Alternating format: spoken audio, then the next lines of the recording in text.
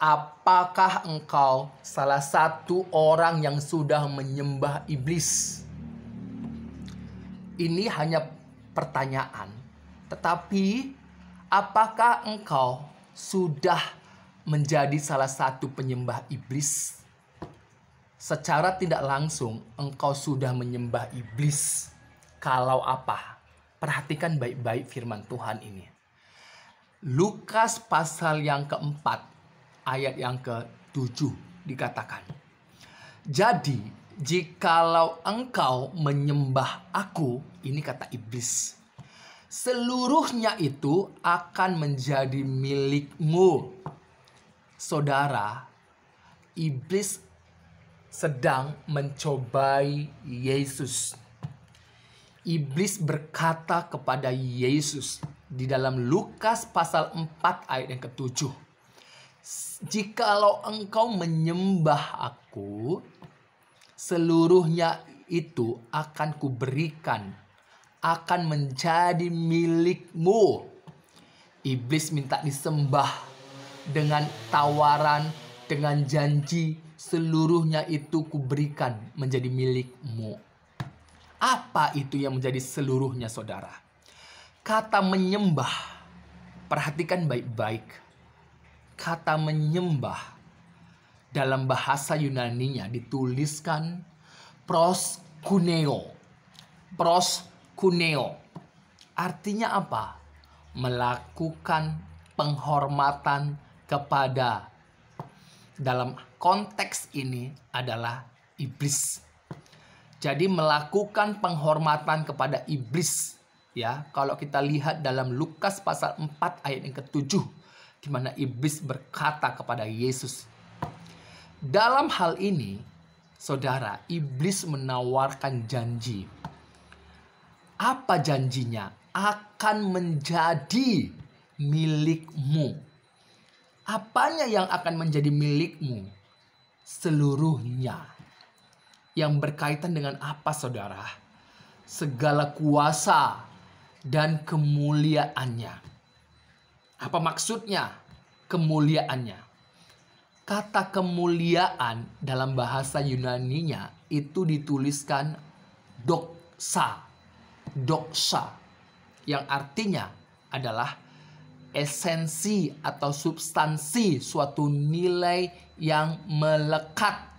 Seperti apa, saudara? Seperti pujian, seperti kehormatan, ya, seperti kemuliaan. Kata segala kuasa dalam bahasa Yunaninya itu dituliskan exousia. Exousia ini artinya apa? Kekuatan untuk bertindak, kuasa. Dan dalam hal ini segala kuasa yang dimaksud oleh iblis ialah kuasa dari kerajaan dunia. Lihat ayat yang ke-6. Lihat ayat yang ke-5. Ayat yang ke-5 di situ ada kata kerajaan. Dalam bahasa Yunaninya dituliskan basileia, yang artinya kedaulatan, kerajaan, dan kekuasaan. Inilah yang ditawarkan, yang dijanjikan oleh iblis ketika mencobai Yesus. Begitu juga saat ini.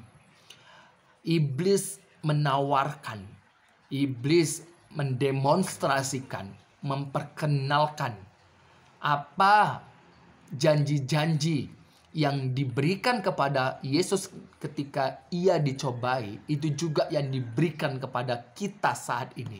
Khususnya orang-orang percaya. Saudara, banyak orang yang terjebak di dalamnya. Banyak orang yang gila-gilaan mencari pujian. Banyak orang yang gila-gilaan mencari kuasa. Banyak orang yang gila-gilaan mencari hormat. Banyak orang yang gila-gilaan mencari kedaulatan. Banyak sekali. Saya akan bacakan dalam Markus pasal yang ke-8 ayat yang ke-36.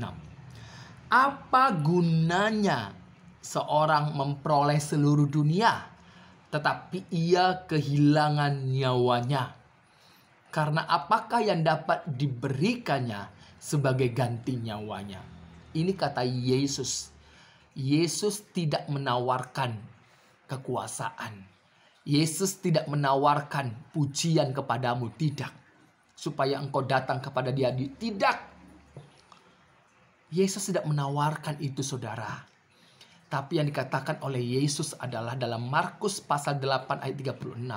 Apa gunanya engkau memperoleh seluruh harta dunia ini, seluruh dunia ini, jikalau nyawamu binasa, jiwamu binasa. Saudara, perhatikan baik-baik. Yesus menawarkan tidak seperti iblis. Yesus berkata, apa gunanya engkau memperoleh dunia ini kalau jiwamu juga binasa? Iblis berbeda. Apa yang dikatakan oleh iblis? Kalau engkau menyembah aku, kata iblis, semuanya itu akan kuberikan kepadamu, menjadi milikmu. Saudara, hati-hati dalam hidupmu. Hati-hati. Yesus tidak menawarkan dunia ini, saudara. Justru Yesus mengingatkan, apa gunanya engkau memperoleh seluruh dunia ini jikalau jiwamu binasa. Lukas pasal 4 ayat yang ke-8. Ya, kita lanjutkan. Saudara ya. Tetapi Yesus berkata kepadanya, ada tertulis, engkau harus menyembah Tuhan Allahmu, dan hanya kepada Dia sajalah engkau berbakti.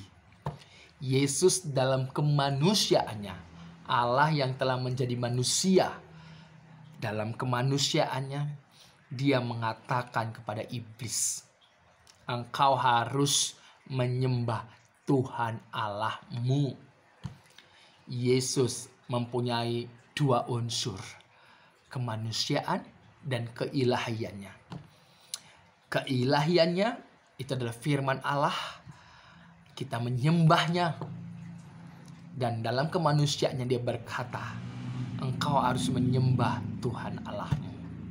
Saudara, hati-hati dalam hidupmu. Kita harus menyembah Allah di dalam Tuhan Yesus Kristus, yang keilahiannya adalah firman Allah. Allah itu yang telah menjadi manusia untuk menyelamatkan saya dan saudara. Bukan untuk memberikan janji dunia ini, tidak. Dunia ini pasti akan dibakar dengan api. Ya. Tetapi saudara, jiwamu perlu diselamatkan, ya, di dalam Tuhan Yesus Kristus.